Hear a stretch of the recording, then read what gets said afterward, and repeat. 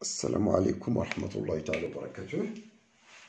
Aujourd'hui, on va traiter quelques parties importantes, la variance d'une variable aléatoire et ses applications à les inégalités de Markov et Benjamin-Chirac. Donc, on va définir ce qu'on appelle la variance d'abord. La variance, c'était l'espérance de x moins e de x. Donc, on rappelle que l'espérance e de x, c'est juste la moyenne. C'est la somme des valeurs prises par x, c'est-à-dire x, fois la probabilité pour avoir cx. X appartient à x de omega. C'est la moyenne entre des valeurs prises par x. Et la variance, c'était l'espérance de x moins e de x, le taux au carré. C'est-à-dire il faut évaluer. Et donc, si on veut calculer ça par définition, c'est juste la somme du petit x moins e de x, c'est une valeur fixe, le taux au carré, fois la probabilité d'avoir x égale à x. Fois x appartient à x de oméga. Voilà. Maintenant, on va montrer une formule. La variance de x, c'est l'espérance de x carré moins e de x le taux au carré. Ça, c'est un réel, c'est une constante, c'est une moyenne. Donc, on va faire la preuve. Donc, il faut donner de l'importance à des preuves. Il y a quelques démonstrations qui sont très utiles. Donc, pour nous, par définition, v de x, c'était, je réécris ce que je viens de dire, c'est la somme x appartient à x de oméga, de x moins e de x, ça c'est une valeur fixe, le taux au carré, fois la probabilité d'avoir x égale à x, qui est égale. On développe l'identité remarquable, c'est la somme de x carré moins de x e de x, c'est une valeur fixe, plus le carré de e de x, la moyenne au carré. Tout ça fois la probabilité d'avoir x est égal à x. X appartient à x de oméga. Qu'on développe. On va développer ça. C'est la somme de x carré fois la probabilité d'avoir x égale x. X appartient à x de oméga. Moins. Ça, c'est une valeur fixée. C'est une valeur fixée liée à la variable aléatoire x. Je peux le faire à l'extérieur de sigma. C'est e de x fois la somme, avec le 2, la somme de x, puis de x est égal à x. X appartient à x de oméga. Plus e de x au carré, c'est une constante encore, fois une somme, pi de x, la somme de pi de x égale x. X appartient à x de oméga. Donc, là, c'est une espérance de x carré, moins 2e de x, ça encore c'est e de x, plus e de x au carré, et là, c'est une somme de toutes les possibilités. Lorsque x de oméga, x appartient, donc si je mets là, normalement je vais x appartient à x de oméga, ça veut dire que je fais la probabilité sur les antécédents qui sont dans x de oméga. Et donc, je dirai le oméga entier. Donc, en fait, c'est la réunion de ça. C'est donc là, c'est la probabilité d'une réunion. La réunion de x égale à x. Tel que x appartient à x de oméga. Et ça donne pi de oméga. Et donc, c'est sûr, c'est un événement sûr. Donc, la probabilité, c'est 1. Et donc, fois 1. Et donc, voilà. Il ne reste qu'à remplacer les calculs pour trouver la formule de Turing. De toute façon, la variance, c'est le carré. Donc, pour calculer la variance, parfois, on essaie de calculer l'espérance du carré de la variable. Et l'espérance, je calcule son carré, je fais les calculs, tout simplement, je trouve un résultat rapide. Et donc, voilà. par exemple, on va traiter le cas où on a la loi binomiale. Si x, exemple, on suppose que x suit la loi binomiale de paramètres np. Donc, on essaye de calculer la variance. On sait bien que E de x, dans le cours précédent, on a trouvé que c'est n fois p. V de x maintenant, c'est E de x au carré moins np au carré. Donc ça, on oublie ça. Donc c'est E de x au carré moins np au carré. Alors, E de x au carré, pour nous, c'est la somme des k carrés, pi de x égale à k. K allant de 0 jusqu'à n. On rappelle la formule, la loi binomiale. Le x de oméga n prend des valeurs 0 jusqu'à n. Et la probabilité p de x égale à une valeur k donnée, c'est quoi? C'est la combinaison nk fois p à la puissance k fois n moins p à la puissance n moins k. Et voilà, donc c'est la somme k égale 0 jusqu'à n du k carré, la combinaison, donc p de x égale k, la combinaison nk, fois p à la puissance k, q à la puissance n moins k. Je vais opposer ici q, c'est a moins p. Et donc, on a vu aussi, donc c'est la somme k égale à 0 jusqu'à n. On peut aussi réduire ce symbole-là, k. Ou bien, s'il y a une chose à simplifier,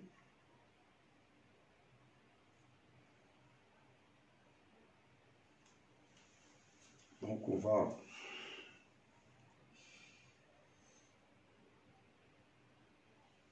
k carré, où est-ce qu'on peut écrire si k fois k moins 1. Bon, on essaie de faire. Si k fois la combinaison n moins 1, k moins 1, et là, k égale à 1 fois n. Donc, la combinaison nk fois k, c'est n factoriel sur k factoriel, n moins k factoriel, fois le k. Le k avec le k factoriel, il va se simplifier pour donner k moins 1, lorsqu'il est supérieur à 1. Et donc, je fais apparaître n moins 1 moins k moins 1. Cette écriture, c'est la même chose que n moins 1 moins k moins 1. Et donc, je mets n fois n moins 1 factoriel. Et donc, c'est la combinaison k moins 1 parmi n moins 1. Fois p à la puissance k, q à la puissance n moins k. Donc, j'ai alors ce terme-là qui va... donc, k...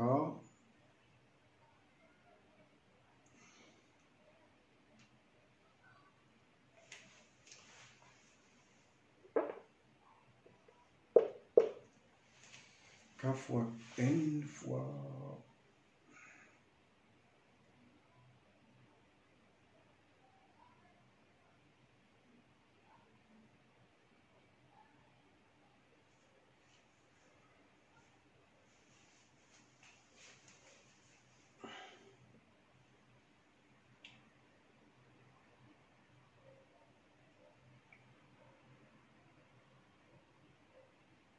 Peut-être là, on va faire le k-1 fois plus 1. On va faire retrancher, ajouter. Bon, il y a peut-être d'autres méthodes, mais c'est pareil. Donc, si on va faire un k-1 plus 1 fois n, n-1, k-1, p à la puissance k, q à la puissance n-k.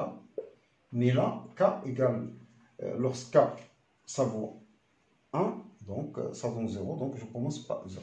Faites attention, je fais là. Le K, je le mets sous la forme K-1 plus 1. Je regroupe K-1 et je développe pour obtenir cette expression, plus une deuxième expression, plus la somme K égale à 1 cette fois-ci, jusqu'à N, des combinaisons N-1, K-1, combinaison fois le N, P à la puissance K, Q à la puissance N-K. Et donc, je réapplique cette relation. Cette fois-ci, j'ai K-1 fois N-1. Donc, on aura N fois N-1 fois la somme de K égale à 2 jusqu'à N des combinaisons N-2, K-2. On a retranché donc, comme tout à l'heure, ça c'est la N fois la combinaison N-1, K-1. Fois P à la puissance K, Q à la puissance N-K. Plus, là, faites un changement d'indice, c'est N, la somme des combinaisons N-1J, P à la puissance K-1 c'est G, donc K c'est J plus 1, Q à la puissance N, donc G égale à 0 jusqu'à N-1. Donc N-1 moins J, c'est la même chose. Si je n'ai pas trompé, donc N, peut-être c'est bon. Voilà. Et donc le G, je garde le G là, ailleurs, donc c'est P. Et voilà, donc on trouve là c'est juste une somme Cn fois n-1 avec un petit changement d'indice. Vous trouvez la formule de binôme de Newton. C'est la somme encore de G égale à 0 jusqu'à n-2 avec G c'est K-2, donc J n-2 P à la puissance G plus 2, donc peut-être il y aura P, donc K c'est G plus 2, donc il y a P carré, Q à la puissance N-2 moins J plus NP, P plus Q à la puissance N-1. Et donc, voilà, on va terminer le calcul.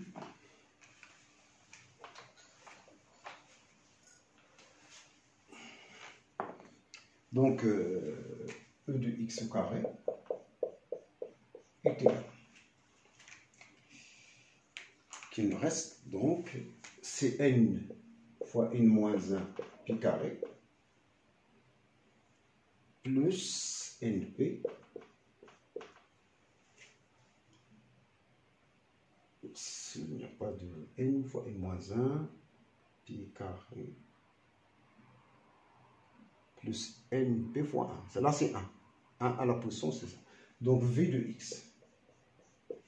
V de x pour nous, c'est E de x carré, c'est n fois n-1 pi carré plus np moins, là j'ai oublié un carré, si je ne l'écris pas, moins n carré pi carré. On va développer ça. Donc c'est n carré pi carré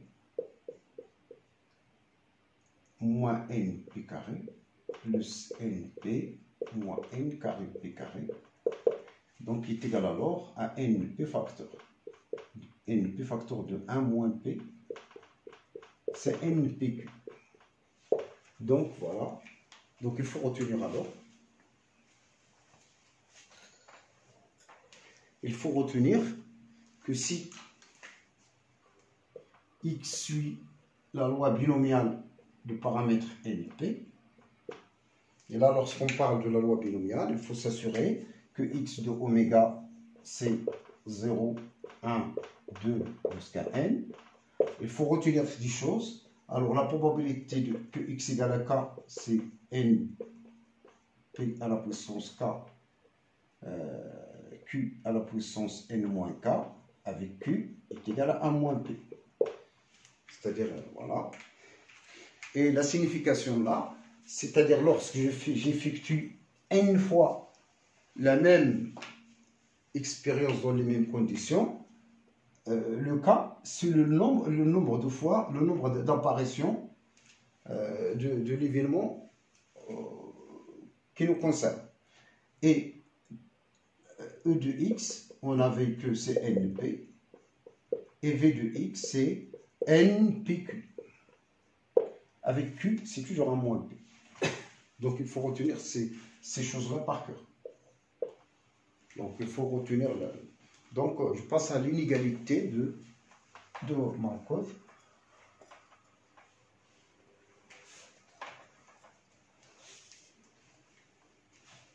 Donc inégalité de Markov.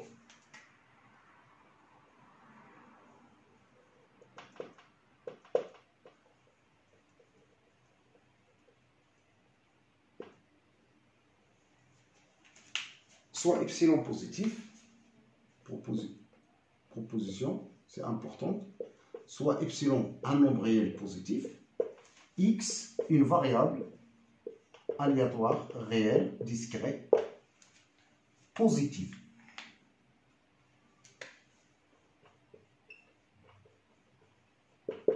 Alors, la probabilité que x supérieur à epsilon est inférieure à E de x sur epsilon carré.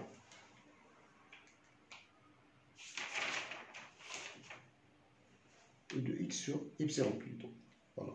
La probabilité pour que x supérieur à epsilon est inférieure à E de x sur epsilon carré. Mais la philosophie de ça, à quoi ça sert? Parfois, nous, on souhaite une chose, normalement, dans la pratique, pi de x supérieur à epsilon, c'est pas en fait ce qu'on veut. C'est le contraire de ce qu'on veut. Donc, en fait, donc pour avoir une probabilité importante de ce que je veux, je cherche est-ce que je peux avoir la mauvaise, la plus faible probabilité de l'événement contraire à ce que je veux. Et donc voilà, c'est l'idée. Donc on majore la probabilité de ce qu'on ne veut pas. Donc c'est par exemple epsilon égal à un certain n et x fixe, donc ça tend vers 0. Donc la probabilité de ce que je ne veux pas tend vers 0, donc ce que je veux est plus intéressant.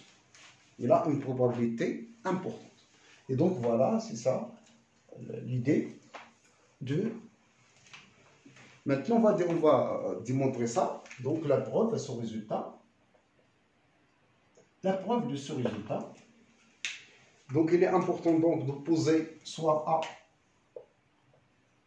A l'événement. L'événement, l'ensemble de toutes les possibilités tel que à oméga plutôt, tel que x de oméga est inférieur ou supérieur à epsilon. Donc soit A l'événement formé de ces cas-là. Alors, on sait bien que l'espérance E de x, c'est quoi? C'est la somme des W appartenant à oméga, des x appliqués à W fois les probabilités des singletons W. Je décompose cette somme. C'est la somme de W appartenant à A, de x de W, P de W, plus la somme de W appartenant à A bar, de x de W, P de W. Mais on connaît bien, x est une variable aléatoire positive, ça veut dire que ça est positif. J'ai un nombre, donc l'espérance est égale à un nombre, c'est une chose positive, donc ce qui me permet de dire que ça est supérieur à la somme x de W, P de W. Puisque j'obtiens l'espérance, il s'écrit comme étant un nombre positif plus une valeur. Donc, certainement que l'espérance est supérieure à cette valeur. Mais, or, pour un W appartenant à A, ça entraîne. Quel que soit W appartenant à A, vous savez bien que X du W, par définition, est supérieur à epsilon. Je multiplie par P de W qui est positif encore, bien sûr, tout le temps. P de W est supérieur à epsilon P de W. Je fais une somme mais sur les W qui appartiennent à A. Parce que les W qui réalisent cette inégalité, ce sont ceux qui appartiennent à A. Et donc, je fais la somme. Donc, la somme de X de W, P de W, sachant que W appartient à A, est supérieure à epsilon, la somme des probabilités des singletons W, avec W appartient à A. Et la somme, donc, et cette somme-là, vous connaissez bien, c'était, normalement, c'est la probabilité d'une réunion. La réunion du singleton W, sachant que W appartient à A. Et donc, ça, c'est exactement P fois la probabilité de l'événement A. D'où E de X est supérieur est supérieur à quoi? À epsilon fois la probabilité de A. Mais c'est quoi A pour nous? Fois la probabilité de A qui est X supérieur à epsilon. D'où la probabilité que X supérieur à epsilon est tout le temps inférieure à l'espérance E de X sur epsilon. Une conséquence intéressante, j'ai deux conséquences.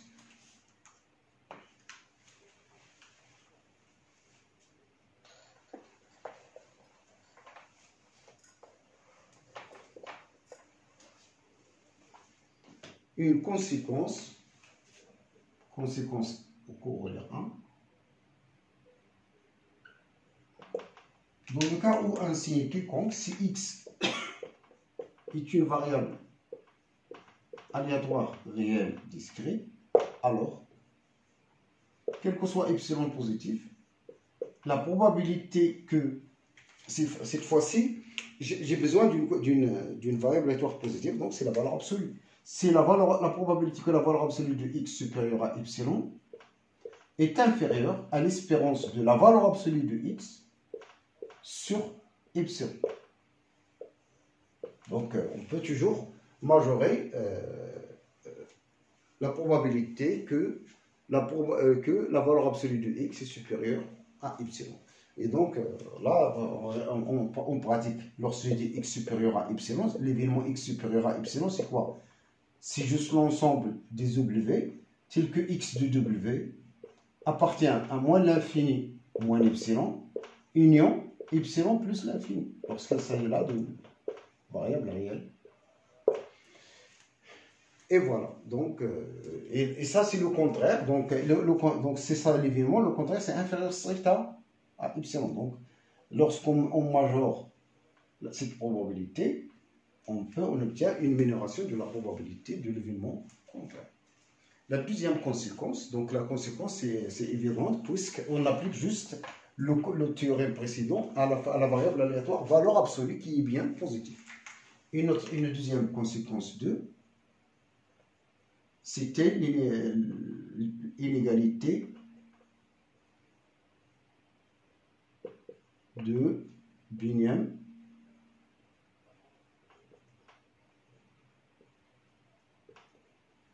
Chebyshev.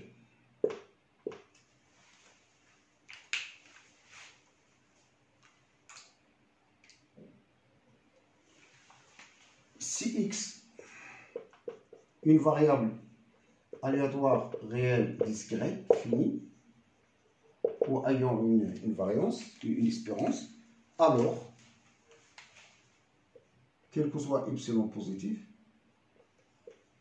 la probabilité que x moins les e de x est supérieur à epsilon est inférieur à v de x sur epsilon k.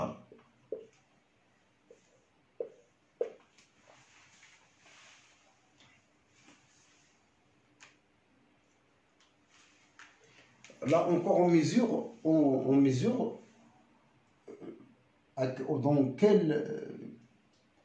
On mesure par exemple la probabilité pour laquelle on est très proche de epsilon. Mais c'est encore le contraire de ce qu'on souhaite. Donc là, pour la preuve de ça, on applique juste à y est égal à la valeur absolue de x moins e de x. Vous savez bien que la probabilité que y supérieur à epsilon, qui est bien ça, est inférieure à e de y au carré, genre sur epsilon carré. Donc c'est la même chose que je dis y carré comme ça. J'élève au carré sur epsilon carré. Dire que y supérieur à epsilon, puisqu'il s'agit de choses positives, est équivalent à y carré supérieur à epsilon carré. J'élève au carré, il n'y a pas de problème.